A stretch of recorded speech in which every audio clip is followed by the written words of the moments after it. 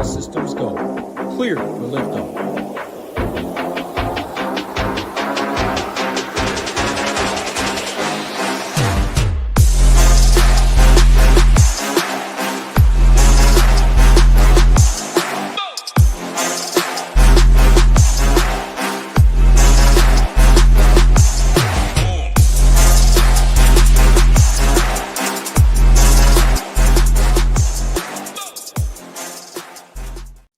What's up, everyone? Tyler Tamboline here, aka ToeTagginTambo, back for another edition of the Leverage Lane Show, PGA edition, here on the Ship It Nation YouTube station. Got my guy Alex Blickle here with me as always. Going to be breaking down all things Waste Management Phoenix Open. We'll have some of the weather. We'll break down the ownership. What's the chalk build look like? Really heavily focused on a single entry GPP perspective. And coming off a pretty big week, our man Go Collect right here.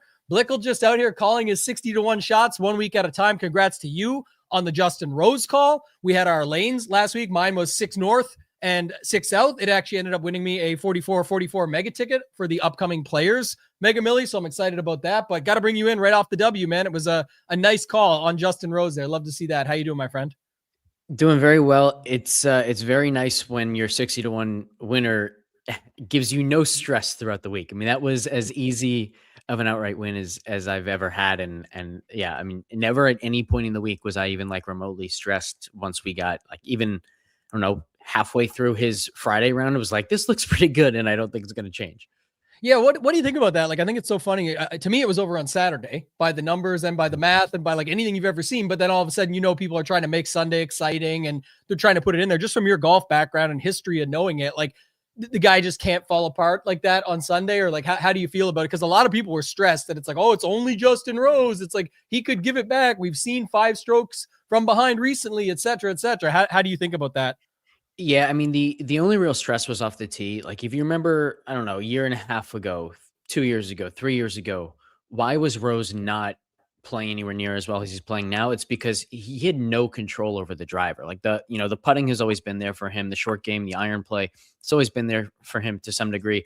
He just couldn't control the driver. And so if there was a concern, it was just like, what happens if he starts sniping it left off the tee and suddenly can't figure it out? It's also what his miss was the week prior at Amex, like especially day one. I think he shot 1 over at La Quinta or something like that. And it was because every single drive was left and he just had no idea how to control it. So there was, a possibility that he would just suddenly lose it. But man, he drove the ball so well those first 2 days and then so well all weekend. It was really cool to see. And the real key and the reason why I was so high on Rose coming into the week is because like in addition to the fact that, Pat has said like, he was number 10 in the world and he was 30th on the DraftKings or on the odds board, something like that.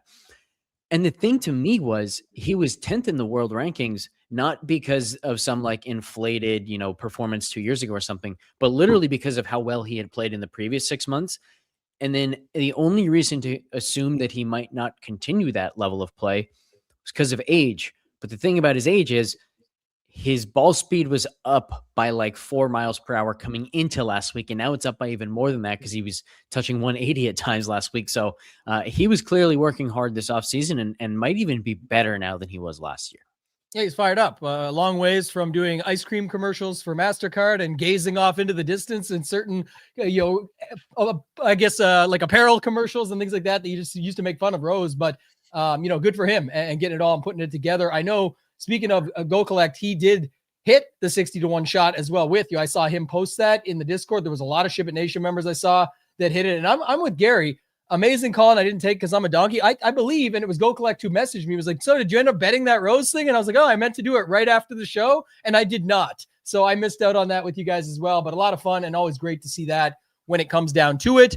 Recapping just from last week, we said we would talk a little bit about a comment from last week. So I want to congratulate Aaron Smith, 6568. Get a free week of Ship It Nation. Just reach out to me or info@shipitnation.com. But this was the comment I wanted to hit on from last week. Then we can round into coming into this week with weather and course fit. And I love the Waste Management Phoenix Open. So we'll get to that in a minute. But said thought-provoking comment question. It seems from the first 3 leverage lane pods that much of golf leverage is made from embracing variance and the minute skill differences in players such that course fit and current form do not even play a part. And it seems that inefficiencies in the market are not considered like maybe Jason Day just balls out at California courses. Quite the run on there, my friend Aaron. So congrats, but work on that spacing a little bit. Is that intended, or am I missing something important? Let's start there. What's your thoughts on the first part of the question? Yeah. So the part where he gets into like inefficiencies in the market not being considered, like Jason Day just balls at California courses, kind of loses me at that point of the question. But prior to that, when you're balancing embracing variance and trying to find inefficiencies in the market, like, hey, this player's just under projector, this player's under owned. It's all the same thing, right? And so I think the way that I would phrase it is, I think the major mistake that a lot of the industry makes is that they try too hard to predict what's going to happen.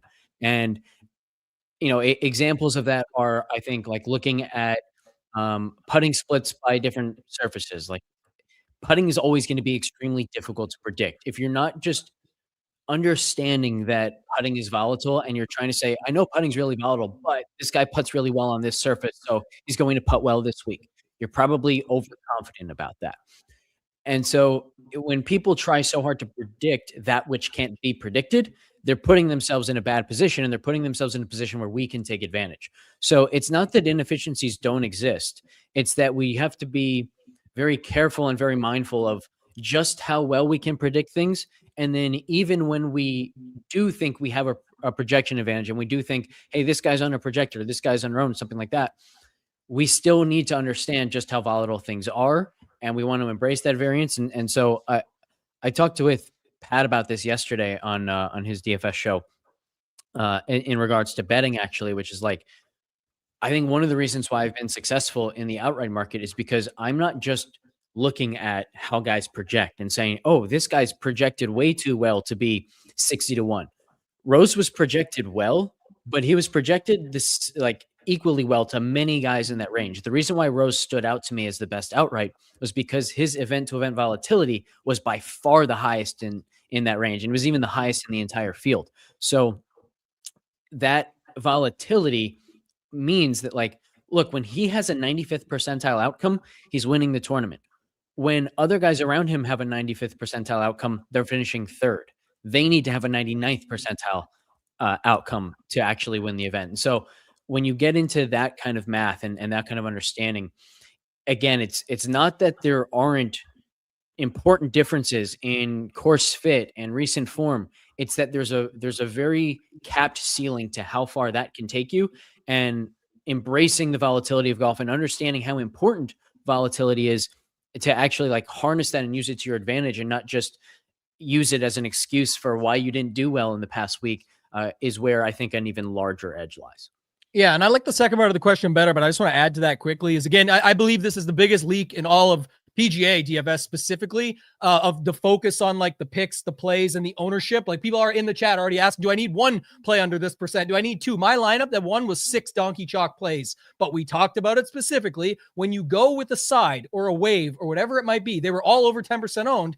It's what you always say. It's not just who you're playing, it's who you're not playing. The leverage or the variance that I'm getting in there, the volatility is, while I'm on 6 guys that are popular, I'm not on 6 to 8 guys that are super popular and are making up more of the combinatorial ownership that we talk about. So it's like you're already avoiding it. People are so focused on, I can't play this play because he's 11%. Let me play this play at 3%.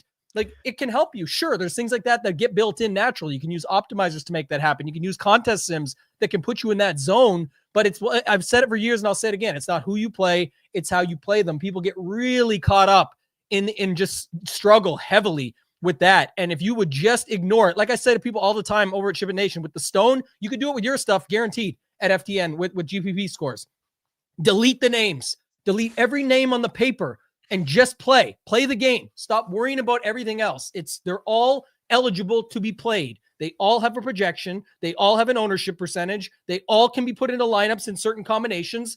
Play the game. Stop worrying about the other stuff. You will get so much better, but people just can't do it, right? There's too much bias there. And, oh, tell me if this guy's going to be good this week. If we knew, we wouldn't even have to play. If Alex knew Justin Rose was the only guy that was going to win last week, he would only bet that. He would have skipped out on everything else where you need to play combos and lineups and anything, and just jammed his entire life savings and bankroll on Justin Rose. Nobody knows. That's why we do the show this way. So it always gets me on a Tambo's tangent going off about this stuff. But if honestly people wonder why people stay successful at this game, they ignore all the bullshit and focus on playing DFS. That's that simple. Go ahead, rebuttal that. Do you remember what your lineup was last week? It was I got it here, but it's I know it had Decky, Patrick Rogers.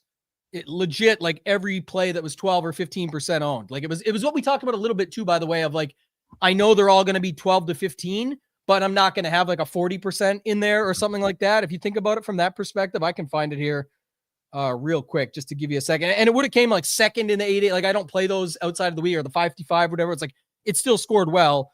Decky was the highest owned at 23 in this tournament. So it was Decky, got her up at 17, McNeely at 14, Knapp at 15, Cootie at 13, and Rogers at 13. It was like basically 6 guys like that. But again, it's do you know what I left off? Tons of guys. You can go back just to, you remember who was in the field last week. It didn't have Justin Rose, the winner, et cetera, et cetera. And again, it's all for the tournaments that you're playing in, but it's really the main point of what this person is asking. And that sort of thing is like, no matter what you see the inefficiencies as yourself or the market or whatever is baked in and isn't this, that, and the other, to me, it's like, I'm just focused on playing the game. I don't even care what the names are. I don't care that they're all going to be over 10%. Can't do that. Or you can, and just ship and do everything with it. Like that's the point. So in large field tournaments, much different. Yes, you're going to need certain separation pieces and leverage. That's why you have optimizers and contest sims and portfolio diversification and things like that can make it happen for you. A bit different. But when we're talking about this single entry stuff and people are, ruling themselves out right out of the gate or making moves that you just don't need to make, that's key. Second part though, this is one that does come up often. And I think it's important, especially on Scottie Scheffler weeks, which we'll have another chat about here again this week. Again, people know this show is meant to be like an evergreen, sort of educational, bring some of that with it as well. And we will get to waste management specifically, but starting here, it says on another thought, should 6-6 cut percentage be the goal or boom bust upside for at least a couple guys? Hideki and Rose come to mind. Thanks for an interesting and great work every week. So what's your thoughts on 6-6 cut percentage being the goal versus like a boom bust of, you're taking on that risk. You're hoping you get 6-6, but if you don't, if you do, at least you'll have some boom in there for the ceiling opportunities. If you don't, that lineup was kind of dead anyway, like I always talk about. Yeah, there are 2 things I'll say here. The first is I'm going to tweak that a little bit and say it's not the 6 for 6% should be the goal. It's having a 6 for 6 when the field 6 for 6 percentage is very low. Like I've had a bunch of takedowns in the last 2 years, and I think all but one, which was the Tour Championship last year, so there was no cut. All but one have come in weeks when the 6 for 6 percentage was like 3% or 4%, and I had 6 for 6. And all the weeks that the field 6 for 6 percentage is like 20 to 25%, I very rarely had 6 for 6. And when I did, that lineup was dead.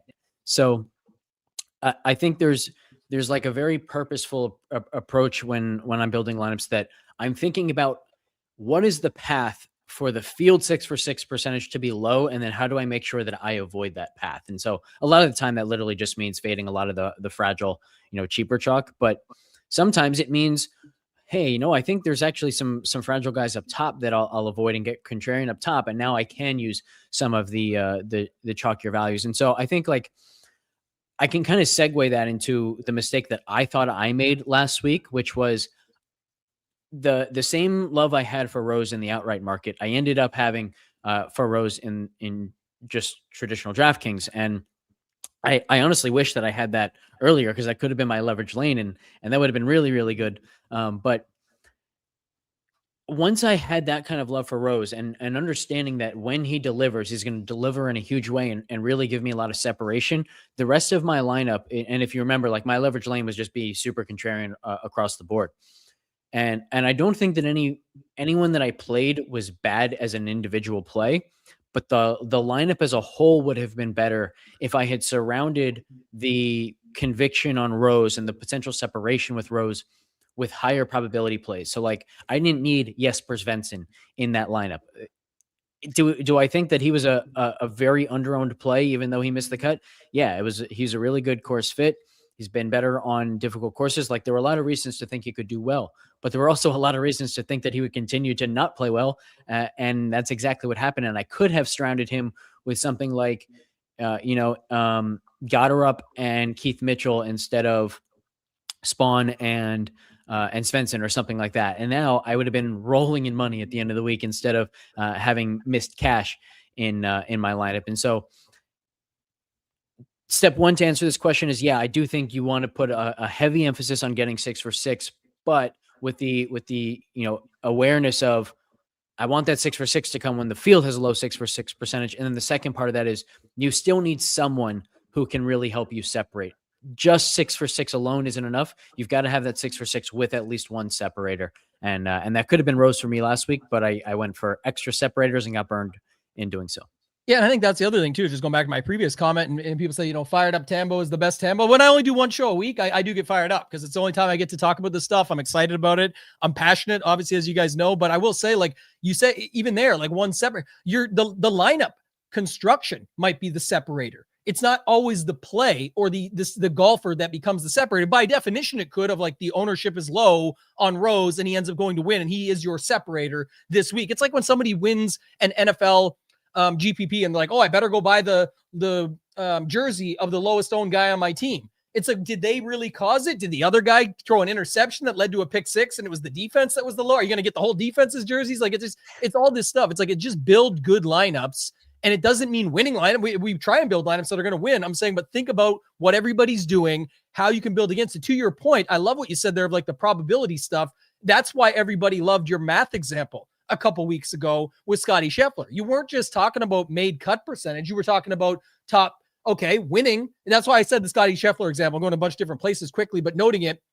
When Scottie Scheffler has like a 35% win equity, you're not going to be able to get that much win equity across all 6 guys. He just has it and the rest don't really. And then the other 6, you're going to need probably to focus more on the made cuts with upside of what can still beat him, plus get you through, because what you're hoping on weeks like this one particularly, and we're going to talk about the Scottie situation again, this is not a guaranteed 3 rounds. This is not a full size field versus some of the others, things like that. So we'll get to that in a minute, but just noting it on a week like this, even if Scottie gets there and you're saying, okay, he gets there, you got to have the other pieces right.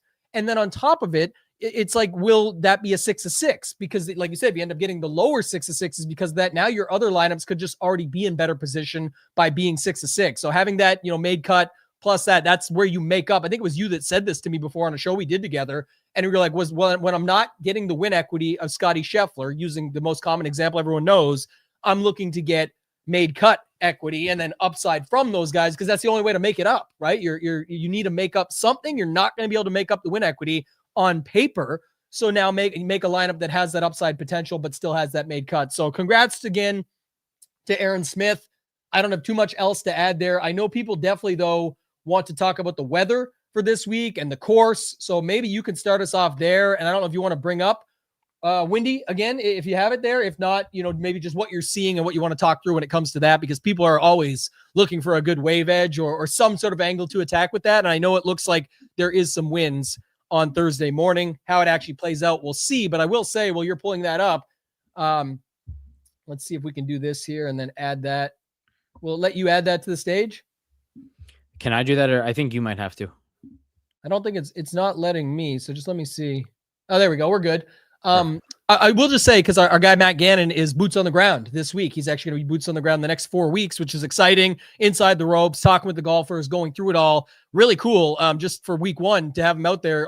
That his first week of the season. But he was saying yesterday the same. Like yesterday was the opposite. There was like no wind when he got there all morning, and he was like, it was crazy. As soon as the wind picked up around lunchtime, things started flying off, and the rough is a little bit more penal this year, and so on and so forth. But so there's just a few little bullets that I can throw in there from the site and his expertise. But what's your thoughts that you're seeing on the weather for Thursday?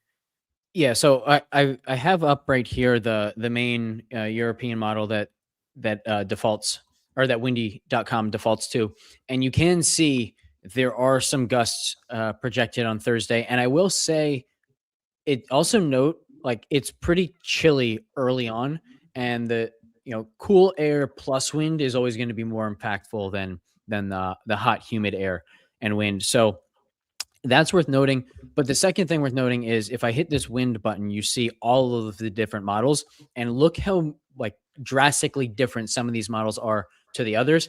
And then I don't know if it might be too small to see, but even like the the NAM model, which looks like the wind is pretty consistent throughout the day, 13 miles per hour, 12, 14, 16, 15, 14, and then down to about 10 as the sun sets.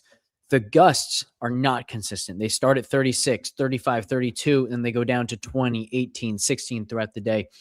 You see the same thing here with the HRR model, which goes up to 39 mile per hour gusts early on. So it's one of those things where, like, we definitely have a lot of uncertainty right now. Maybe we get the GFS model and it's just calm throughout the day, or the Medio Blue model that's calm throughout the day, and there's really nothing here, and scores aren't going to be drastically different. But they all agree that Friday is going to be calm. They all agree that Saturday and Sunday are going to be calm. So the only chance for really impactful wind does seem to be Thursday morning, and a little bit Thursday afternoon and evening. But the Thursday morning wind definitely looks like it could be the hardest.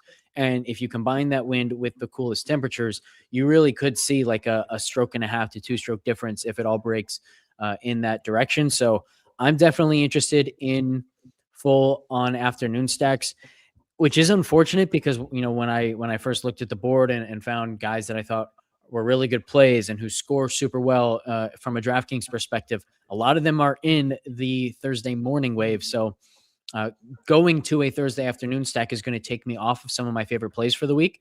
But that's something that, like, in time I have gotten a lot better at. And when I've done that and felt like, oh man, I'm really missing out on this guy that I want to play well, you notice over time that a lot of the time the guys that you have a lot of conviction on, that conviction doesn't end up mattering, and they don't play well, and you end up much better off doing the structurally sound and mathematically sound process instead of just getting too emotionally attached to one player. Yeah, I should note too, just some of the stuff there, like, you know, it's crazy, but only from 9K and above, only Scottie, Ben Griffin, Burns, Fitzpatrick, and JJ Spawn. That's it for AM PM if you're using it that way. So just of note, I mean, the Scottie decision is certainly one. I'm ready to get into that if you are. I mean, I definitely want to talk Scottie again this week. I think it's an important conversation to have. And then we'll talk about sort of what the chalk build looks like. We'll go through how to leverage the chalk build. We'll get to our leverage lane at the end. We'll also have the one and done and the betting breakdown segments. Everyone, you better have another winner, Alex, or we're done. We're done for, buddy. It's, you know, got to be every week now, as you know how the game goes. But talking about the Scottie factor for a minute, and you talked about this, the pricing being better now with having him at 14.5 and a full 4K drop to Xander. It becomes a 3v3 conversation again versus a 2v2 because you can play Scott. You can't play like you can play Scott. You can play Xander and Siwoo, and you can't play Scottie and someone for similar, right? So it's like that's how you got to look at it. But just noting it, where does that leave your thoughts on Scottie for this week? And then he does have the AMT time. I don't think that's going to deter anybody, and probably shouldn't, because, by the way, Scottie can play in any weather and including any wind. So give us your thoughts on Scottie and how you're seeing him for the week here, and then I'll chime in after that. Yeah, I'll start with if you want like a similar comparison to the one we did 2 weeks ago, Scottie, Patrick Rogers, and Sam Stevens is the equivalent of Siwoo Kim, Hideki Matsuyama, and Ben Griffin. So look into those, look into that 3v3 if you have a strong preference to one or the other. That can really just help with your decision of should I play Scottie or not. Personally, I very much lean towards not playing him. But before we get into that, I actually want to ask you a question. I'm going to throw a few numbers out at you here. Scottie won 30% of his events last year. He won 37% of his events the year prior. He won the first event this year, and it looks like he's still every bit of Scottie Scheffler. And this field is weaker. It's a very good field, but this field is weaker than a lot of the events that he has played over the last 2 years because so many of those events are signature events and major championships. Our simulations only have him at 25% to win. Do you think that 25% number is too low? What would your what would be your expectation for what Scottie's win odds should be?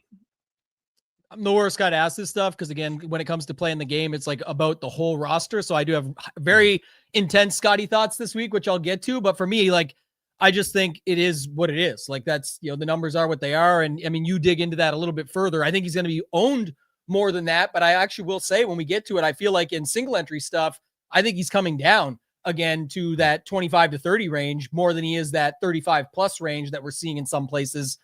So what are your thoughts on it based on everything you just brought up? Yeah, I'm torn.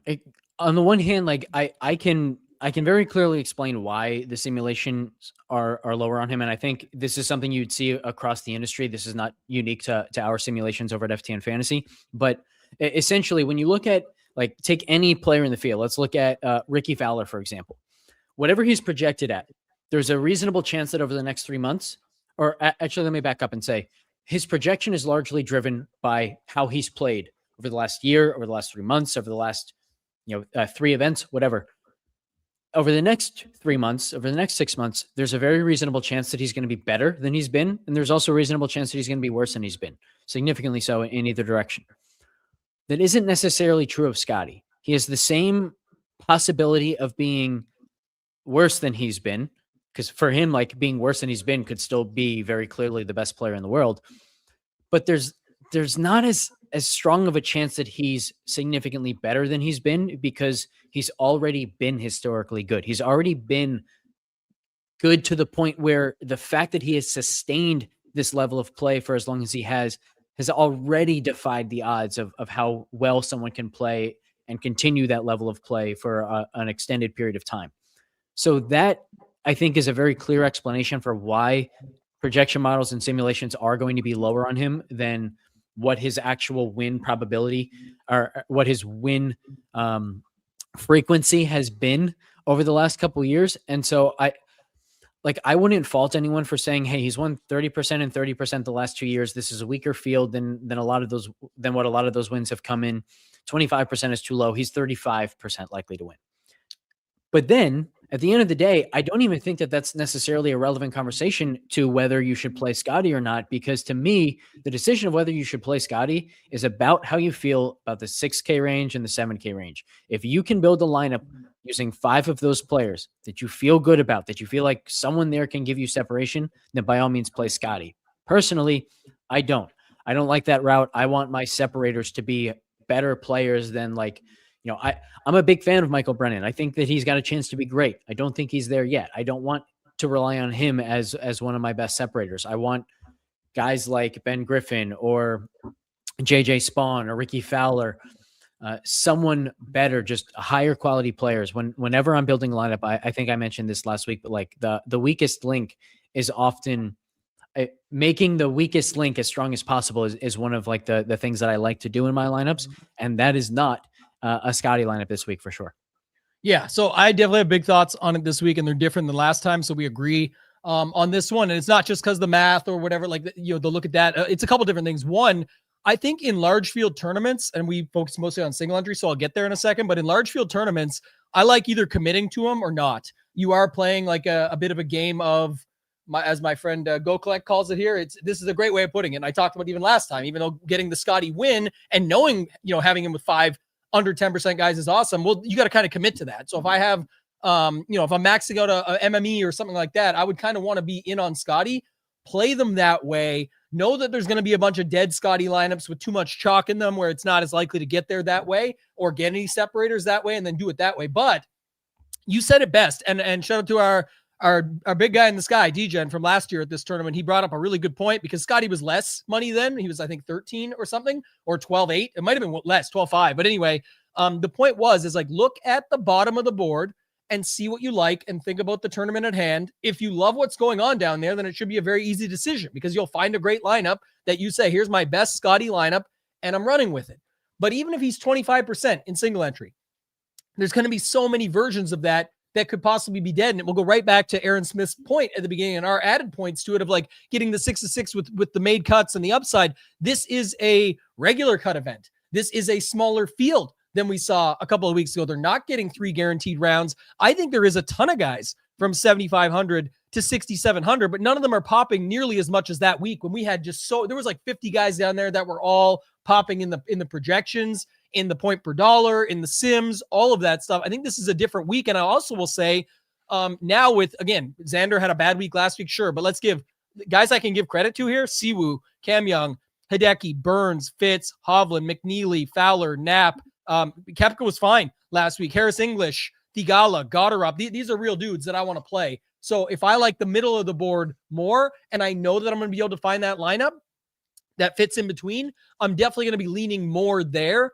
than I am Scottie for the start of my single entry lineup, just because even if Scottie does come out and win, I think there's going to be a lot of those lineups that will bust based on having getting the wrong pieces down below. And there's only so many to choose from, that people are actually going to be choosing from. Again, it's not just who you're playing, but it's who you're not playing, as Alex likes to say. So there's that factor to it. And then what part of the board do you like more? I definitely like the middle of the board a lot this week, and the sort of 9,900 down to 8K a lot more than I usually do. I think they all are in play here, all really solid options that I can make a good enough build from. And then those lineups also, lastly, will actually get me different zones than the Scottie lineups will, because now I can still get the other guys that I like, whether it's Straka, Connors, the Hogards, McCarthy. Again, they can fit into Scottie lineups, but only so many of them, and then dropping down. So I think for me, I've got more interest in the non-Scotties than I do the Scotties, but I think, it's Scottie Scheffler. Someone said he's a walking T5.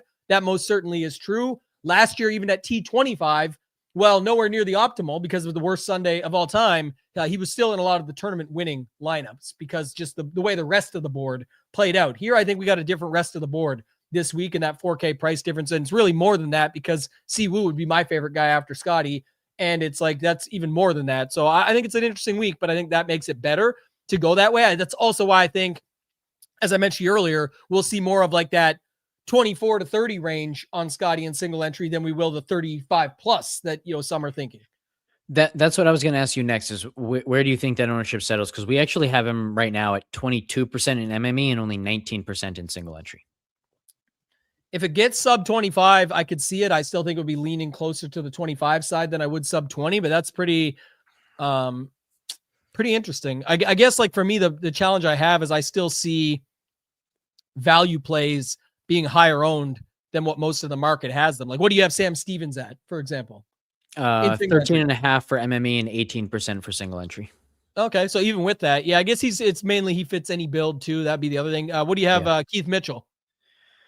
Where do we have Keith? 10% MME, 11% single entry.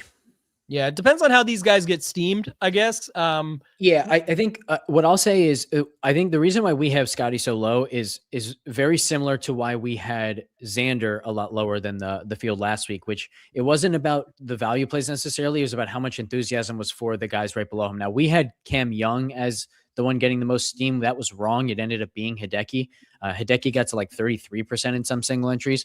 But this week, it's the same sort of thing. It's like the reason why I don't think that Scottie can get to 30% or 35% is because I think Siwoo, Cam Young, Hideki, Ben Griffin, Mav McNeely, Knapp, Chris Goddard's going to get a ton. Pearson Coody, like too many of these guys are being enthusiastically played by the field, and you just can't get to them if you have Scottie. Like maybe you could get to Goddard, maybe you could get to Coody, but in order to do that, you'd have to play probably like one guy in the really low sixes or four guys in the 6Ks. And I just think most people are not going to want to do that. And so the vast majority of lineups, I think, are going to say, man, I really like Scottie Scheffler. I think Scottie's going to win this week or going to do really well, but I still think the lineup is better without him. And we're going to see that movement continue. We saw it. I can't remember which event it was. It might've been like the second last playoff event last year. It was the same sort of thing. It was like they finally got the pricing right, and everyone was projecting him around 30% or 40%, us included. And he came in at 20%. And so I think with time, as long as they continue to price him like this, we're going to see this more and more often. And part of that is going to be because a lot of the people who want to play Scottie are the people who played him last time, right? Like there aren't going to be many people, to your credit, you're one of the few who will look at every single slate completely independent of one another and come to drastically different conclusions. You really liked Scottie last time. This time you don't like Scottie. Most people are going to be like me, and they're going to have the same opinion about Scottie lineups this time as they did last time, except they're going to be people who played Scottie last time, got the easy winning by multiple strokes, and did very poorly in DraftKings because they had a 3 for 6 or a 2 for 6, or nobody else other than Scottie came in the top 30 or something like that. And you're going to say, okay, it's just too hard to get Scottie lineups correct. I'm going to move away from it, even though he won for me last time. So I'd be very surprised if he was higher owned than he was last event. I'll put it that way. That's what I was thinking. So to start the week, I will say that's how things change as the week goes on as well. I actually thought that would be where people are like, oh, now we saw what he can do even in a field like Amex, which is a birdie fest, and he still boat raced them and everything. And on top of that, people that missed out last time, since he was only 24 or 25%, whatever he ended up settling at, it wasn't as nearly as high as people had thought. That's why I think some of the sites will have him higher right now. But I think it's what you said, is the more you get to building, the more you start to see it, the more it breaks down. It becomes like it's not going to be as much, which now goes back to why I said in the MME approach, while you are playing Yahtzee Scheffler, like I always call it, like you got to get him and the 5 other dice to land your way. At least then you can roll it that way. I would not want to have like my MME set with like 30% Scottie or something like that. Just at the end of the day, you're probably not landing on it. You want to try and have as many combos as possible if going that route and just get maximum leverage, because you can actually leverage the field's ownership. If he ends up coming in at 20 and you've got 100, you've got that. But if you build those lineups accordingly and also look to get off the board with the rest of the builds and not just eat chalk everywhere else within those, you leverage up the 20% that also has bad Scott. Of those 20% that he's actually owned in the tournament, every 20 per 100 lineups, let's use an easy number, 20 of those lineups, like probably 5 of them are built really poorly. So he's not actually 20, he's 20%, but like 15 because the other 5% is just built so poorly. Well, I like that you brought that up, because I actually just answered this question in my Discord. Is if I were building 150, what would my Scottie exposure look like? And bear in mind, this is coming from someone who very rarely MMEs, and I haven't MME'd in probably at least an entire year. So take this with a grain of salt. But my answer was I wouldn't exceed your belief of his win probability, because I think in MME, like, yeah, there are times when he's going to finish second or third and you're going to have the winner. So the fact that he didn't win is actually good for you, because then you get even more points from your lower owned guy. But that's, I think, going to be canceled out by the many times where he does win and balanced lineups are still better than lineups with Scottie. So I would not go over 25%, since that's my belief of his win probability. But if someone out there thinks, I think he's 40% to win, then I think you can comfortably go up to like 40% exposure. But whatever your belief of Scottie's win probability is, I would not exceed that with your exposure. Yeah, and that's where everyone's mind is different. And again, that's the math game. So all the math wizards are like, Tambo's an idiot. Trust the math. Go with the projections of the spreadsheet. To me, it's a risk. It's a risk reward game. If you think Scottie's winning, you actually think you're saying in your head his probability is 100%. Now you're saying you want to get the combinations of him. So I'm like, to me, that's how I think. If you're wrong, you're dead anyway. There is worlds, we've seen it, where Scottie wins and then still isn't required. There definitely is worlds for that. But on the flip side, there's worlds that are opposite of what Jerry Matt is saying here, where that's not true. Scottie came T25 last year and was in a bunch of winning lineups because the rest of the field sucked. His price was different. It's totally different result. But we've seen a ton of times where Scottie was T5, T3, T4. He doesn't have to win. It also matters what happens around him and what happens with the plays down below, and so on and so on and so forth. Can you bring that comment back up for a second? So the comment is Scottie's approaching a price whereby he doesn't just have to win, he has to win by a wide margin. You could easily get the AK balance build all top 10 and beat him. I think the second part is the more important part. Whether Scottie wins by 1 or by 4, as we saw, isn't really going to make a huge difference, because it's going to change his DraftKings score by what, like 9 points, 10 points, something like that. The key is, what do the cheap guys do? Can you get a lineup full of cheap plays and Scottie where you're getting multiple top 10s, you're getting a second top 5? If you can do that and obviously have 6 for 6, then that's clearly going to be the best way to build. But if the top 20 is Scottie, 1 or 2 cheap guys, and then 15, 16, 17 guys who are between 8,000 and 10,500, like, you're going to have plenty of balanced builds that outscore Scottie lineups across the board, because the difference in, the first place finishing position bonus and the second place finishing position bonus just doesn't come anywhere near enough to make up for how much worse the rest of the lineup is. So we're in a really weird place with this pricing, where whether you use Scottie or not, I really think it should not come down to your opinion of Scottie at all. We know who Scottie is. Right. We know how often he's going to finish in the top 5. We know he's going to win a handful of his tournaments. He's not going to win all of them, but he's going to win somewhere between like 15 and 50% of his events, right? We already know that about Scottie. The big question mark every single week that Scottie is playing is what can the cheap guys do and how easy is it to actually build Scottie lineups? And with this pricing, it's hard to build Scottie lineups. And I don't think there's a high likelihood of success for those cheap guys. Yeah, I want to add another point though. When it says you could easily get the 8K balance build, well, no, you can't. Like there's 20 guys. Even if I spread you out a little bit, there's Scottie's a given in this example. You're making this up, not me. You're giving the example here. The wide margin is not true. Having to win is not true. And also the second part of your range is like 20 guys. Even if I give you outside of the 8K range, like up into the 9s, down into the upper 7s, it is a more unique build. It could easily have 6 made cuts, all so on and so forth, whatever you want to say, or if however you want to frame it up. My point is though, in MME for specifically, and we're focused on single entry, but I'm just bringing this up to close all these doors and these myths, is like there's 50 guys you can build in with Scottie, which means there's all these different combinations that you can get. Someone's going to have you if it's needed down there, and you're easily 8K balance. You have 1 or 2 busts in that and you're dead. You only got so many combinations you're putting together in that realm as well. So just noting that's why it feels a bit better, like when you're building a single entry, and why you can get there. And to Alex's point, even last time out when Scottie won the Amex, there was Siwoo, Ben Griffin, Henley lineups that you had talked about on the very show that week that were still in the mix until they weren't. Like Siwoo fell back. Those other guys did their little T19 thing. Siwoo finished, I believe, T6. That's part of it. And then Scottie wins. And it wasn't really about the amount he won by. It was just he won, and it was a 3-day guaranteed cut event. And it was also the rest of the options that were just down there to start with. This week, there's still all those options. It's just you're taking on a lot more risk with them, with two days, not 3 to get through, and the limited points and the different ways that it can play out. But there's a ton more combinations down there that you can run.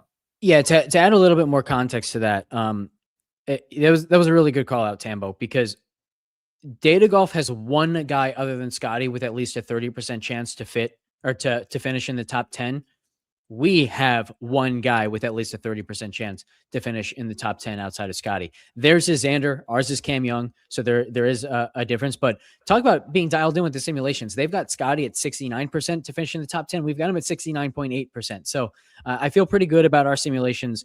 And I think that's just more proof. And it definitely gives some extra credibility to like these numbers where, man, you said like it's difficult to get all your guys in the top 10. Absolutely, it's difficult. It's hard to get any one individual guy in the top 10, as we kind of just saw. So to get all of them, you've got to have a damn good lineup. But when you do have that, your chances of winning, of getting a takedown are obviously sky high. For sure. And if you got Scottie and he's the winner, and then you've got 150 lineups based around that, and you end up getting, I don't know, 15%, 6-6, and 6-6 comes in at like 3%. Well, now you're in really good shape because you got Scottie going out there getting the job done and tons of lineups that go with it. Now you don't always need the guy with the balanced 8K lineup now who has a T8, a T9, and then 4 guys, below the top 20. Like, nice job, 6-6. Yeah. That ain't winning. Like, it's just not anymore at that point. Now in single entry gets a bit different. So what do you see the chalk build moving this along? What do you see the chalk build looking like in single entry? Something like the $200 30K up top this week, something like that. So one final point I'll make before going to the chalk build is just to the same kind of token. There's one guy, Sam Stevens, below $7,300 with at least a 70% chance in our simulations to make the cut. So why is it so hard to build good Scottie lineups? There's your answer. As far as the chalk build is concerned, it is another week where we do have decently spread out ownership. Like the last time we had Scottie in a field, it was Scottie or the 9K range, or and then all the way down to the low mid 7s. We do have 8K guys, so there isn't a single range that is without chalk this week. We've got Scottie, then Siwoo, Cam Young, Hideki, Ben Griffin, then we've got Mav McNeely, we've got Jake Knapp, we've got Chris Gotterup, Cootie, and then the 7Ks, we got some popular guys here as well. We've got Thor Bjornsson, Rasmus, Kitayama, Nikolai, Keith Mitchell, and then you get into the cheaper range, and now Sam Stevens, Mac Meisner. It's very kind of balanced across the board, and so I do think this is another week where it's very hard to nail down. Like, this is the chalk build. This is what you have to get off of. It's going to be very diverse this week. It's not like an NFL DFS week where we can say people are going to the expensive running backs and the cheap wide receivers. can't really say anything that specific this week about what the chalk build will look like. It's more that there are popular plays kind of all over the place. Yeah, I think one of the things for sure, at least to me, and I think you hit on it a little bit earlier, but I think Siwoo is going to be the starting point for a lot of people. I don't, again, it's very obvious. It's like what we said, there's going to be a moonwalk on Scottie to whatever you currently see out there right now, or at least like somewhat, like even like yours could come back up a little from 18ish, but it's like, that's how confident you're in that it's going to be lower than 25. So it just tells the story you need to know right there. Nobody is super comfortable with Xander because, last week, of course, right. And just, everything that's going on there right now and being 10-5, but he is 10-5. I'm definitely comfortable with Xander this week, especially when, I'm not playing Scottie. So let's just say, in my non-Scottie lineups, but in my single entry, I may consider him. I'll just see where it lands, but just noting it, it does look like Siwoo will be the clear starting point for a lot of people, but there's so many ways still within that can go. Like even if you just anchor it on both ends and just say Siwoo and Sam Stevens, very possible. There's a ton of different ways you could fill that out, right? At that point, you could have two more 9K guys. You could use some of the 8K guys, however you want to see it. But I do think the guys like who you mentioned, Sam Stevens, Keith Mitchell, I think, you like a little bit, could get a little bit of steam. McCarty gets talked up a little bit. Some of those guys stand out. Maybe Kitayama, Minwoo, Haotong, those guys there that have been big names or decent results in the last couple of weeks. And that sort of builds out 2 9s, 4 7s, or like 3 9s, 3 7s. Like you can do a couple different ways that you could see it happen. What, any final thoughts or any further thoughts on that before we talk about how to leverage it? Yeah, so I think the best way to approach this conversation is to say there's a chalk build with Scottie and there's a chalk build without Scottie. So I think the chalk build with Scottie immediately, like if you put Scottie in, you've got 7,100 per the 5 remaining spots. So you've got to go down to that range, and I think most people are going to land on Sam Stevens. A lot are going to land on Mac Meisner. A lot are going to land on Higo or Keith Mitchell, someone like that. To the point where I think it's worth mentioning, like if we are low on Scottie's ownership, then we're also low on these guys. If Scottie actually comes in at 30%, then Meisner is probably 20%, not 11%. And Stevens might be 30% instead of 18%. Yeah. So keep that in mind as you're building. Batia could get to 10%. John Perry could get to 10% if Scottie comes in higher. And then the non-Scottie lineups, I think, are going to look like that. At least one of Siwoo, Cam Young, Hideki. There's a good chance that people are going to try to get 2 of that group. I think a lot of those builds are going to then go immediately to Chris Gotterup. And then probably at least one of like Stevens still, Higo, Keith Mitchell, either Højgaard, Kitayama, that group. So lots of popular plays in the 7,000s. Put Cootie and Thor Bjornsson in there as well. So I think like one way to get different in a non-Scottie lineup would be to play 3 expensive guys or to play only 2 of them, but avoid the Siwoo, Cam Young, Hideki trio, and then maybe differentiate off of Chris Gotterup. So lots of options in that way. But to me, that's, I think, like the way to view the chalk build is there's a Scottie chalk build and there's a non-Scottie chalk build. This is an interesting one because it was kind of brought up earlier by Jerry Matt. And then I think this has worked one time ever, to be honest. And I believe it was the Memorial that Billy Horschel won, if I recall correctly. And again, it could be like 1 or 2 other times, but that was the 1 week where the complete balance build worked. It was obviously a very strong field. It just you have to sort of have everything go your way. What are your thoughts on something like that? Because you mentioned, we're going to get into it now anyway. Like we've talked about the chalk Scottie versus the non-chalk Scottie. We know that trio of Siwoo, Hideki, Young will be popular. Sam Stevens fits with everything. So he's just going to be beyond owned. Like that 18 could even end up low, like you said, depending on what the Scottie ownership does. But just noting it, do you have any thoughts on like just moving off the 9Ks altogether? Or even if you gave Timmy Dubs a little extra love here, like what if it's like 5 8K guys or like 4 8K guys and you anchor it 1 high, 1 low? Like let's just talk about that type of build. Yeah, there are definitely some strong aspects of this type of build. I think the number one thing that comes to mind is, we talked a lot about like conditional ownership and combinatorial ownership all NFL season. And because very few people are going to build a lineup that just stacks the 8K range, you're going to get some really low combinatorial ownership, not just across the board for like the combination of all 6. You're going to be the only one who has all 6, but like take any group of 2 or any group of 3 from your 6 and your combinatorial ownership is probably going to be pretty good within that group. So that part is good. I think the bad part of it And I wouldn't even necessarily say it's bad. It's just like a personal preference. There are a lot of guys in the 7K range that I think are really good plays. There are a lot of guys in the 9K range that I think are really good plays. So that last idea that you had where it's like 4 8Ks plus your favorite 7 plus your favorite 9, I think that's probably my preference. I agree. And that's why I was going to say that, because it's why I want to give him a little more like to get just 6/8. And I know he probably meant like something along those lines, because obviously there's only so many guys. What is there, like 11 guys in the 8K range? Yes, it can be done. I'm just noting it from fact. I think that from the back of my mind, at least, that, when you look at that, do you land on the perfect combo? I don't know, or how you're building or whatever. But I think what you said is perfect, where that's where people confuse, like, oh, Siwoo donkey chalk, can't play him. Well, what if you play Siwoo 3 8Ks and 2 upper 7s? And just, again, I know we're going away now from what Tim is asking, but my point being, that's more how I would think about these things, where I'd be more likely to do that versus most that have Siwoo are going to have at least one other 9K guy, if not 2. If you just have Siwoo, you can kind of do whatever you want after that, as long as you don't just, again, if you're anchoring it with Siwoo and Stevens, probably not the best. Again, it's just little things like that you can look at, though, where you can get different enough. So just using Siwoo as one example, it could be Cam Young for you. It could be completely leveraged with someone like Hovland for you. I'm just noting it, that when you're thinking about it from that perspective, that's more what I would do in looking for like a different construction than just saying, obviously 6 8K guys would be unique and different. It's, if you like it, roll it, but that should be what you like within that range. What are some other things you want to talk about when it comes to sort of who's deserving of the ownership is one thing we often talk about, or who the viable pivots are? Is there any thoughts around that with the chalk build that we talked about a moment ago? Yeah, I think up top, I'm most intrigued by Cam Young. And I think that would still be the case even if he was slightly ahead of Siwoo, because if you're not playing Scottie, again, like you're in an uphill battle for win equity. And because Cam Young is so much more volatile than Siwoo, we have seen such a higher ceiling for him. Like, we've got Cam Young at 6.4% to win. We have Siwoo at 1.5% to win.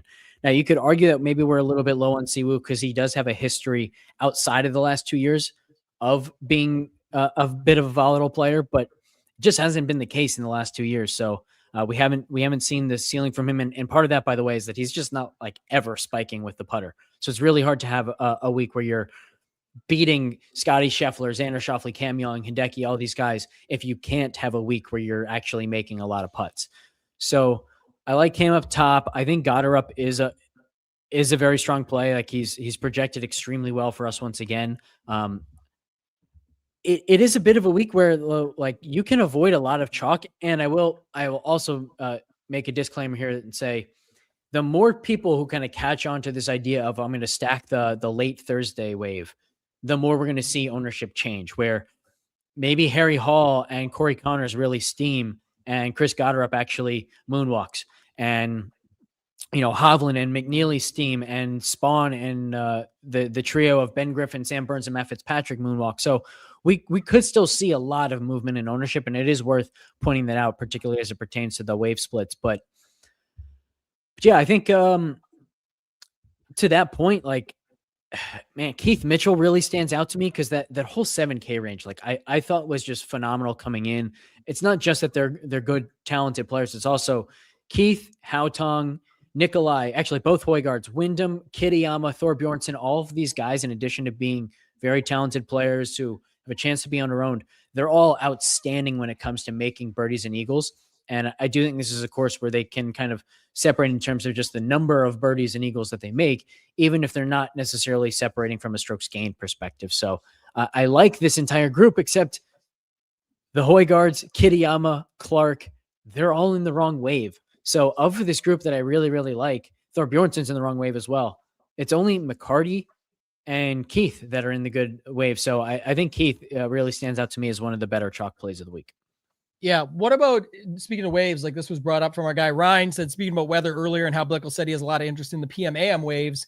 If you're playing like a 20 max, how much would you invest in that style compared to, let's say, 150? Again, I know you're playing a single entry, but just even talking about just playing a wave in general, like, how likely are you to commit to it? And then if you are committing to it, just extrapolate it out. What's your thoughts on that kind of process? That's a good question. I think for any FTN subscriber, this is kind of made pretty easy for you guys, because what I'm always going to do is whenever I see like a real wave advantage, I'm actually going to go in and I'm going to change our projections, and that will then get reflected in the sims, that will get reflected in the GPP scores. So you can kind of just approach it as if there is that you're unaware of the weather advantage. You don't have to make any tweaks because the projections and the optimizer are going to kind of do that for you.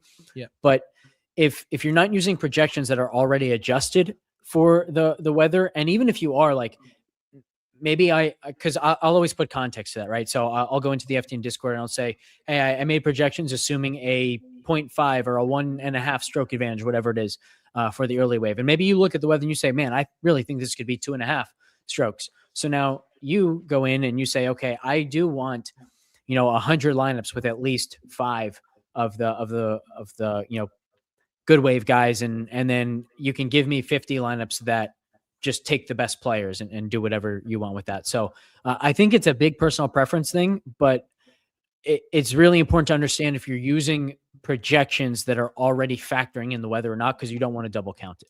I was just going to say that that's a key component, actually. So Shipment Nation, we do the exact same thing. Hence the success we see in the Showdown streets. It's really particular in Showdown. Obviously, we have a partnership with Saber Sims. So the contest sims are a big important factor of that. And having accurate ownership is key. And that's why everything's so solid. But one thing I'll say is, to me, it's more of a single entry or main lineup or hand build thing, where if I'm already going down that road of saying, all right, I've got 5 guys that are on the PMAM and my last choice is one or the other, and I can just land on another PMAM, then I'll go for that, or I'll set it up that way in some instances of like the North Course versus the South Course or things like that. But in reality, when we're already making adjustments for the projections based on strokes and changes in that, like if it's going to be a 1.5 stroke difference, if someone's still popping in the opposite wave, like that's a 5-1 that you might end up getting, but they're still popping for that reason. The key is the ownership projections that go with it, because that's going to be where, like you said, and I will say this, as of right now, I think the ownership projections do swing in the favor of people going PMAM. People are really going to trust that windy.com report, especially with the NAM or NAM and also the shout out to our guy DGen again, but that's the ones that people like to use. And so anybody that's really paying attention, again, is it going to swing in a bunch? No. Look at last week, the round 1 North Course. I think Sky from ETR, he put out, it was only like 16%, maybe it was 12%, like barely anybody full stack the North Course, and it had a huge advantage. But again, you don't always have to double count, because if it's already baked into everything else, it's not necessarily going to matter as much. So you could just take what you get. But if you wanted to force a set in something like 150 to say, listen, I'm going to do what Tambo and Alex just said with 100 of my lineups, I'm going to go with whatever I get from the projections, ownership, the contest sims, whatever you're using out there. But I'm going to make my best PMAM pool and plug in 50 lineups based off of that. So I've got a good mix, then I'm okay with that. It could be 120 and 30, however you do your math. It's your own player pool, it's your own money. I'm just noting it that you essentially are double counting when you're doing it the other way, if your site, which we are, is adjusting for all these factors. So hopefully that helps answer that for you, but I think that's important to think about as well. Anything else you want to talk about just with the combinations, the chalk build, anything else there, or we can get to the one and done segment, the betting breakdown, and then of course our leverage lane to round things out. Yeah, I think we're ready to move forward. How did we do in one and done last week? We ended up going with Rick. I don't think we did very well. No, we went with Zal. That's why. Yeah. Damn, that sucked. Honestly, like, it'd be great to do well in these weeks, and there are guys who have done quite well and they've built a lead for themselves, but these weeks, like the way one and done works now, since we're counting money and the signature events are just worth so much more, they just have a massive purse in relation to these. Like, these events just kind of don't matter. So I think you're better off having done poorly and burning nobody than if you did pretty well in these weeks, but you burned good players already. So we didn't do well, but Justin Rose is going to be needed, man. He's definitely winning a major this year. Yeah. You just got to figure out which one it is. Maybe a green jacket. Maybe it's his time. Could be. We'll think about him. But what are you thinking here for this one then? I like last week, Rose was on the list, English, guys like that I know that you were sort of thinking about that fit the bill for maybe you could outright them, but then also in the case of Rose, but also you could use them in a tournament like that. What are you thinking are the options that you consider for this week? Because we don't actually have, I know it's a Scottie event, first of all. Second of all, we don't have signature events kicking off till next week. So I think we go back to back, right? With Pebble Beach and then Genesis. So we've got a couple signature events coming up. So, I mean, we're not really burning anything that we would burn there. And then I think you've done a really good job of explaining this, but I mean, there's certainly names within this field. If I just sort by price for a second, of even like, I think you've mentioned in the past, but like Harry Hall, Jake Knapp, guys like that, where they, yeah, I get it, but also they could be in a tournament. They could be in a field where they're like the 3rd to 5th best golfer, where you could really use them at a tournament like this, where you could win them 1.6 million or something with them. So what are your thoughts on one and done for this week with everything considered? So let me talk about Harry Hall for a second, because I think he's like a perfect example actually of this whole thought process. You have Scottie, Xander, Siwoo, Cam Young, Hideki, Ben Griffin, Sam Burns. Like, there are so many really, really, really good players in this field. To have a decent chance of winning, you can't just have a player who's a little bit worse than those guys. You have to have someone who's worse than those guys, but has a really good ceiling and is a really volatile player, so that when he has his A game, he has a decent chance of beating that collection of great players. Harry Hall is the lowest volatility player in our estimates until you get like, actually, he might be. Okay, so Webb Simpson is the first guy going down the DraftKings pricing who's less volatile than Harry Hall. You're just not going to see him win in a field like this very often. Maybe we'll see it like once over the next few years, but it's extremely unlikely compared to a lot of other players who are close to as good as he is. So like Chris Goddard, for example, is projected 0.01 strokes ahead of Harry Hall and more than doubles Harry Hall's win equity, because Goddard has a much higher ceiling and is just more volatile overall. So I don't want to use a guy like Harry Hall, but I also don't want to use any of the, higher quality players, because this is just the wrong event to do so. Not only is it a limited purse, but they also have to beat Scottie this week, which they're going to get in a field of this size or an event like this later in the season, where they are clearly, as you said, one of the 3-4 best players, and they don't have to beat Scottie. Or you can use them in a signature event where them doing well means a lot more money earned for them and for you in turn. So I want to go to someone who is very clearly not in, the upper echelon of this field, but does have the volatility so that when they play really well, they can actually make some noise. And so the guys that I'm looking at, Matt McCarty is probably my favorite option this week. I do think you can go to Goddard, but like we talked about, a week or so ago, he's already won this year. So the best case scenario that you could possibly have if you use him this week is matching the people who have already used him.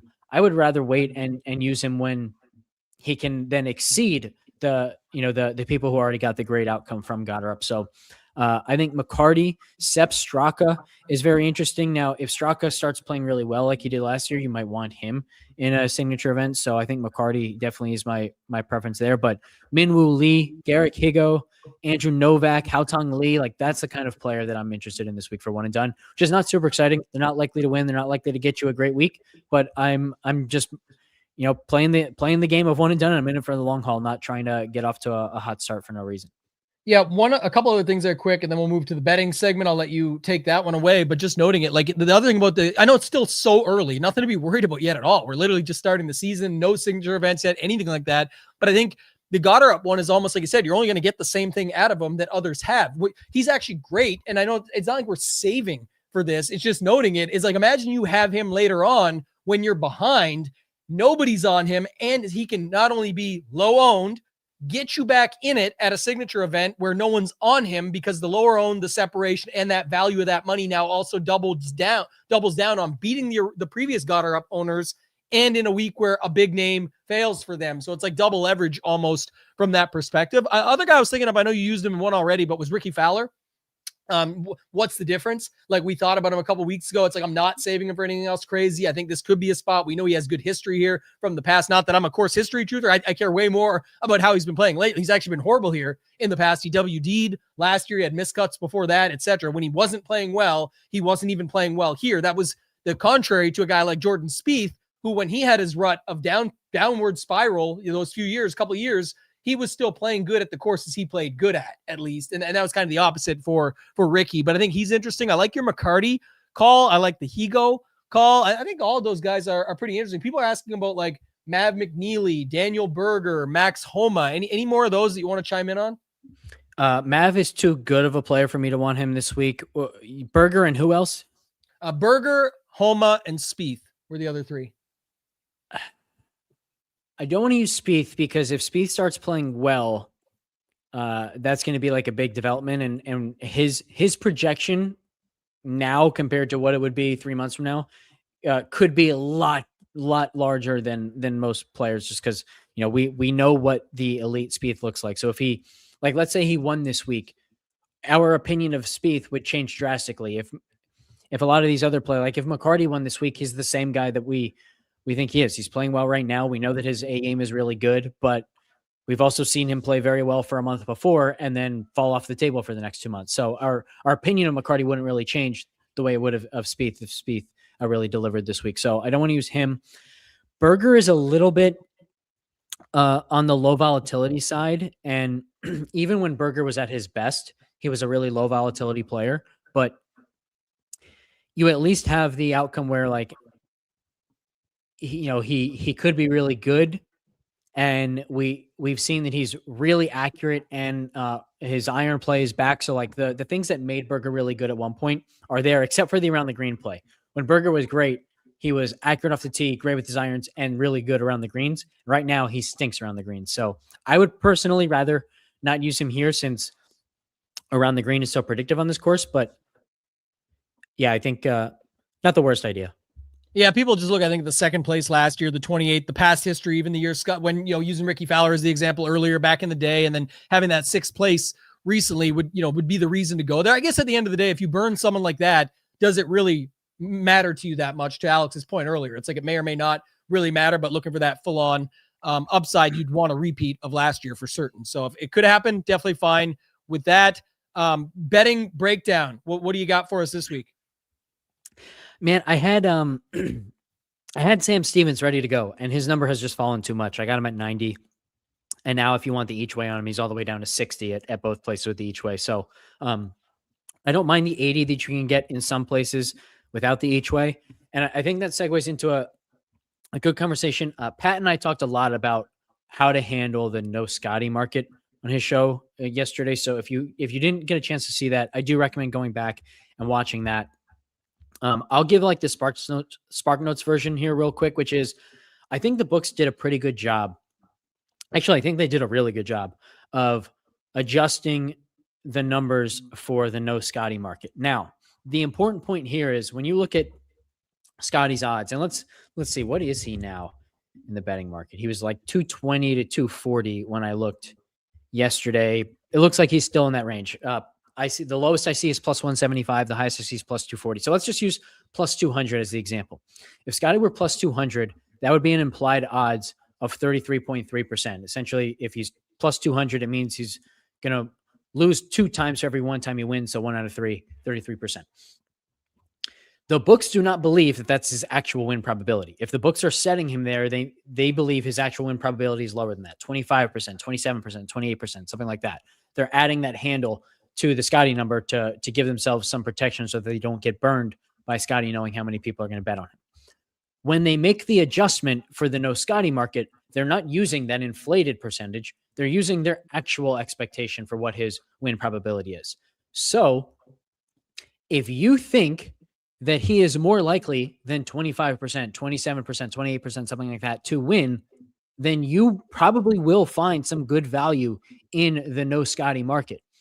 And there's plenty of room there. And I think this is a bit of a misconception around the industry. There's plenty of room there to believe that the book is underestimating his odds to win, and therefore there's value in the no Scottie market. And yet it's still not worth just betting on Scottie because of how much juice you have to pay to bet on Scottie. So I think, I have definitely come around on this a little bit where I'm more open to the no Scottie market now than I was a year ago. But the final point to this is, if you have access to each way bets, the top 5 odds don't really change when you look at whether Scottie is included or not. And so if you have access to each ways, you want the value of the each way itself. And so the number that I still like is JJ Spawn 45 to 1 with the each way. And it's actually a bit of a similar bet to Rose last week, where you're kind of just betting on talent from a guy that you haven't seen it from this year. Spawn hasn't looked good this year. Rose missed his first cut. but it's a guy who is extremely volatile. He's the second most volatile in our numbers this week, only behind Cam Young. But I mean, think of the events that Spawn contended in last year. They were extremely strong fields. When he has his A game, he can compete with Scottie's A- game. He can win a major championship. Of course, he can win the WM Open. So you just have to get that from him. Obviously, we haven't seen anything from him so far this year that suggests that it's actually going to come this week. But you don't, when you're betting outrights, you don't need to see it first. It can happen any given week. You're leaning into the volatility, right? It's going back to the question that won earlier. It's like, how much does course fit in recent form weigh in compared to just embracing the volatility, especially in outrights? You want to embrace the volatility as much as you possibly can, and so seeing or being willing to bet on the volatility of JJ Spawn before you see the great version of him show up this year is doing exactly that. And it's why we get such a good number at 45-1 on a player that like probably should be 25-30 or something like that based on what we have seen from him over the last year. Yeah, which is interesting too, because you can look at it both ways, just in the sense of, I think a lot more people look at it the other way of like, if he's been horrible here, if he's been horrible recently, last couple times out, maybe that, the number, people always like think of it as like the number should be, 60-1 or 71. So like, it's a worse number than that. And it's not saying that that's why you go and bet it, but it's saying like, if to your point, you're looking at it from the full spectrum, and it's like, that actually could be a pretty good number. Or on the flip side, it's like, why is it only that number? If he's been so bad, it's because he is capable. And so I like it from that perspective, not ever guaranteeing any back-to-backs here or anything like that, but obviously coming off the back of a Justin Rose W, people are going to be excited to go and hit that now at 45. So I like that call. Anything else you had from a betting perspective? If not, I'll let you get into your lane for the week in single entry. What is my lane for the week in single entry? I have mine if you want to wait. Yeah, why don't you go first? Sure. Mine's easy. I'm going to go Xander Schauffele. And I just don't care anything about last week. Again, it's 1 week. I get it. People see it. It's his first miscut in 72 events, whatever it might be. It's not just to be unique or tricky. If you actually look at a lot of the stuff, like it's just pretty clear that people are going to go to Young, Siwoo, Matsuyama. Like it's pretty obvious there. I have in my non-Scottie single entry that I'm talking about, I'm playing here. I want to start with Xander.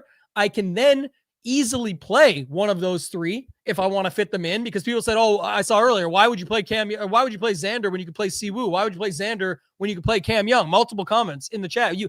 By the way, you can play them both. So just remember that, like that's part of it. So there's that, or depending on what I find, there's actually some really nice, unique builds that start with Xander and skip the nines. And well, you will have FOMO because you'll have no Scottie and no Cam Young, Siwoo, or Matsuyama in that example, or whoever else you like in the 9Ks. I just don't care. Like it's that would be saying it's going to be Xander versus them. It's not going to be Scottie. And there is going to be tons of guys in the 8s and upper 7s that Scottie lineups can't get. So it's doubling that. And that those 3 9K or 2 9K lineups most likely can't get either. So it's like, again, I always look for situations like this where people will worry about the victory lap of if Xander sucks this week, or you're playing him off a miscut or whatever. I don't care. I'm looking for scenarios. And I always use our football one of the Breece Hall Jets thing on the opposite side of, Judkins and the Browns.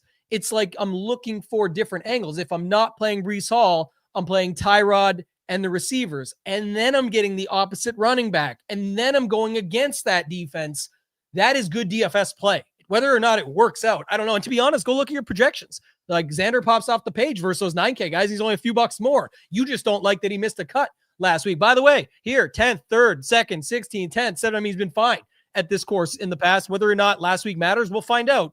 But it's more than just the Xander pick because he's lower owned and all these different factors. It's the other angles, like I just said, with all the roster construction thoughts. So for me, pretty simple this week. Xander Schauffele is my leverage lane. What do you got? Man, I like that call a lot. And in fact, like I'm on his data golf page right now. And for all the talk of how poorly he played last year and what a down year it was for him, he was a very good player last year. Like he just wasn't the guy who won multiple majors the year prior and was clearly the second best player in the world, but he was still really, really good. And then he did have a win in October with no shot link data, by the way. So over at FTN, if anything, we're probably under projecting him a little bit. He still has a positive GPP score in the good wave. So I love that Xander leverage lane call. I might end up playing Xander, and I don't think I would have gotten there if you hadn't made him your leverage lane. So hopefully that doesn't mean that we're about to see a boom in Xander's ownership. I just don't think it can happen either, by the way. It's going to be so hard for it to happen with the way it all sets up. So I'll take what I get and move on. But to Jerry's point again here, it is true. He looks a little bit disheveled, if you will, if you look at sort of Xander in the press conference talking about, new dad life, all that different stuff. But at the end of the day, our man, Alex over here that just bet his man, JJ Spawn, he won a major last season. He looks, if Xander ate 45 Krispy Kremes, I'm thinking JJ Spawn maybe hit up 2 boxes. So a lot more than that. But I think at the end of the day, I think Xander will be just fine. And I love Alex's point there too, of just even when the long-term stuff, when you look at it, like when he didn't win majors, he was never a closer and he sucked. He goes and wins 2 majors in the same season. He's a hero. Last season, he doesn't win another one. It's like, oh, now he's terrible again. Like it takes a long time to win majors. Some don't win any, and winning multiple in the same year is already crazy enough as it is. So yeah, I'm fine with that. Yeah. There's also like, this is getting too narrative-y, but there's also a bit of an angle where he talked about like how much that made cut streak meant to him, to the point where I think he was probably thinking about it on a lot of Fridays, when I'd rather have him just thinking about how can I shoot, the lowest score of the round and get myself in contention, and not feeling like he has to protect some kind of streak. So that could help him. But again, it's probably too narrative-y. One last narrative while we're on leverage lane with no narratives, but let's just add them anyway for the fun. He also could have looked at the board and saw that his pal Cantlay missed the cut and was like, you know what? If I'm not really going to crush this weekend, why not miss the cut as well and go hang out with my boy? You never know with Xander and those guys, man. It's funny, but yeah, I'm with you on that stuff. I'll let you go ahead. All right. My lane is going to be to hammer the 7K range. And this is tough because this was absolutely going to be my leverage lane if we didn't have a reason to stack one of the waves and take me off of the Højgaards and Kitayama and Clark, because and Thorbjornsen, because like those were my guys this week if I wasn't potentially doing this wave stack. But even if I do wave stack the other wave, there's still Harry Hall, who's not technically in the 7s, but 8-1. Corey Connors, Matt McCarty, Haotong, Homa, Keith Mitchell. So there are a lot of guys. And then like the second part of this leverage lane is that this is where I'm going to try to bottom out my lineup. So I want to make my lineup have like a very clear and distinct advantage over Scottie lineups, in the sense that I'm much more likely to get a 6 for 6. I'm much more likely to have, 4 guys in the top 20, things of that nature. And the way to accomplish that is by making my strongest or my weak link stronger than not just the weak link of Scottie lineups, but maybe like the third weak link of Scottie lineups. And so that's going to be my leverage lane this week. What was the sort of thought process on like the Højgaards and the Kitayamas? Like obviously the opposite wave, I think that, but was it like mainly due to ownership? Was it like a lot to do with their style of game play? Like we didn't talk a ton of course fit off the top, but just out of curiosity when you mentioned those, because I think if people are hearing that and now wanting to apply it to whatever their lane is for their week, was there other stuff that stood out? Who are the guys you mentioned? It was Kitayama, Thorbjornsen.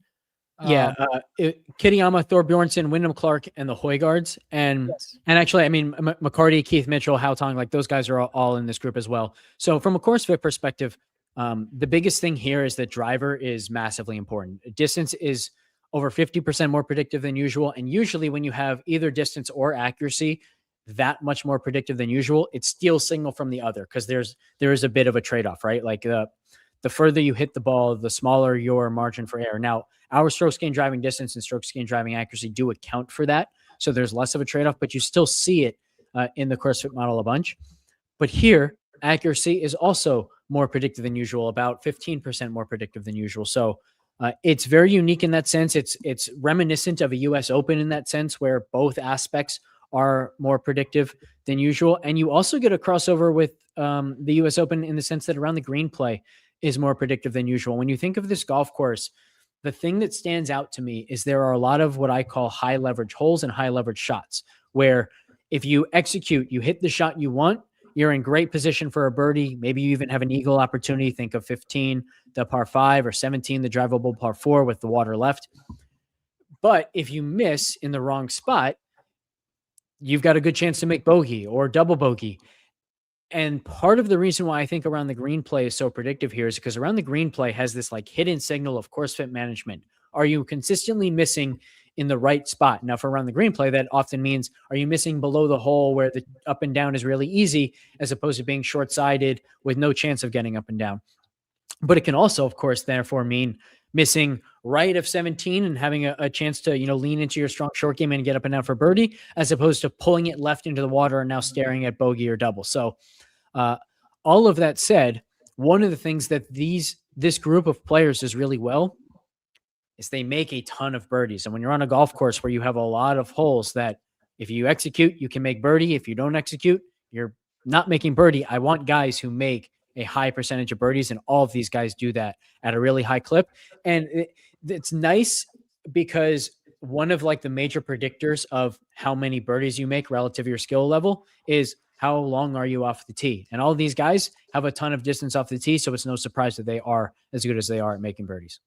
Yeah, we're already an hour and 20 in, so it's like if we go another 5 minutes, it won't kill me. But just to note it for like a couple things. One, there was something. The around the green play, that you talked about. Like that's the other thing too. Why I think it's interesting just with projections as a whole in general. Like I know it's baked into the weather and this things, but a lot of it is to do with what have they done lately, right? And how good are they playing and so on and so forth. But it doesn't always mean they fit the course as well. Everyone's, a good player is a good player. Yeah, Scottie Scheffler, anywhere you want to take him. But some guys do have different skill sets that are built better. So we've seen it a ton in the past where, Brian Harmon or someone is on a bit of a run and then meets a longer course, yet the odds still don't fully go with that. And then he still projects well. And it's like, well, why is this guy getting all this chalk to this level? Sometimes that is part of it as well. What's being baked in is off of their strokes gained game and how good, but what have they played lately and that sort of thing. So think about that when you're building your lineups as well. And I never have a problem with this.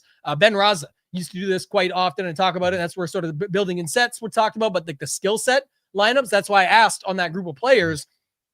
That's why even, when you have course history at an event that's a little bit more sticky, it's not always that those guys are popular. Like I don't see Ricky Fowler or, maybe we'll see where Hideki comes in, but you still do have Cam Young and Scottie and Siwoo and all those guys around him. But like all those guys, think back to the year Ricky Fowler won with the, over the green and then had to click it back up and off the concrete and move it forward and then click it up off of that. Like it's a lot of that stuff of at least, even if your misses are bad, you're putting in a spot where you can make it up from. And some guys are just better at that than others. Again, hard to predict that and point it out, but just want to note from the projection side of things, if you see something like that, and it's like, well, one guy's going to be 18% owned because of this, and there's like two guys around him I actually think fit the course well, or I saw this, or I looked at my stats or models or whatever it is you're using, don't be afraid to sort of move those projections around on your own, because some of that stuff can just get you on a naturally different build. That's why at FTN, we have baseline projected strokes gains and then also course fit expected strokes gain that we then blend together to make our actual expected strokes gain for the week. But so like, I'll give you an example. Sam Stevens, he's long off the tee. He's accurate off the tee. He's very good around the green. And then the two aspects of the course fit model that are less predictive than usual this week, iron play and putting, those are his weaknesses. So on a neutral course, a baseline week, we would have him projected at 0.45 strokes gained. Here on this golf course, it literally doubles to 0.9. Similar story for Wyndham Clark. He'd be at 0.1 on a neutral course. He's at 0.49 here at TPC Scottsdale. So check out FTN Fantasy, and you can use promo code BLICK for 10% off there. Is there anything else that you want to talk about here before we get out of here? Don't believe so. If man, I think the last thing I'll say is we talked a little bit about this already, but like ownership really could move a lot based on the waves. And so that's going to be basically everything that I'm doing tonight is just kind of trying to figure out exactly what the actual wave advantage is going to be and how much of is the field actually going to believe that there's a wave advantage, and how does that change ownership? How does that change our projection? So our sims are going to potentially change as well over at FTN. So yeah, a lot of potential movement tonight. It's not a week where you want to like, if you're listening to this live, don't finish this show, build your lineup, and then call it a week. You've got more work to do tonight to make sure that you're building the best lineup possible. Yeah, I agree. I think that's going to be something I'm looking heavily at. We'll see as the night goes on, but Before we get out of here, just want to remind everybody about the promotions over at Ship It Nation. We still have the early bird on. If you want to just check it out for the week, you can go to Join the Nation. There is trials there. The 5-day all access is definitely the best value. You get 5 days for $19. If you just want to check out this week of PGA, get the Super Bowl, all of that included. But the biggest thing, got to give my man props right now. He's literally texting the Discord as we speak. I'm not going to load him up because it's for members only, but he did the boots on the ground episode last night. Matt Gannon, just an absolute grinder out at these events. Really cool little tidbits, if you will. So instead of Tambo's tidbits, we got Boots bullets, and he's got bullet points. He's literally walking around on the course as he's following Scottie Scheffler with Brooks Koepka and Travis Kelce right now in the Pro-Am, and being able to see sort of what these guys are up to, what they're talking about. He's inside the ropes with them. Yesterday he was right next to EVR on hole 16 with the stadium set up as EVR put it to like a foot. So that was a cool video that he had in the Discord, but we're over there chatting about it a ton. He's got the bullet points up right now for almost 75 golfers. So little things you can pick up on or see, or things that he's asked them or talked to them about as he's throughout there. We still have all the other content as usual, but check it out. If you want to get in for the season, just go to Single Sport PGA. There is 3 tiers. You can get the content only for as low as $25 a month. You can get it with Saber Sim for as low as $29 a month. And then if you want to add in with Rick Rungood's tools, build models, all of that stuff and more, less than $50 a month, just $45 a month for all of that. So check out shipitnation.com. Alex, if you don't have JJ Spawn winner this week, you are going to get crushed. But congrats again, man. Honestly, last week, such a sick call on Justin Rose. I know a ton of people benefited from that. If you guys haven't checked out all of Alex's stuff, make sure to do so. Follow him over on X. You can follow me on X at ToeTagginTambo. We'll be back next Wednesday, same time, 10:30 a.m. Eastern. That's going to do it for this week, guys, on Leverage Lane. For Alex and for myself, ToeTagginTambo, let's ship it.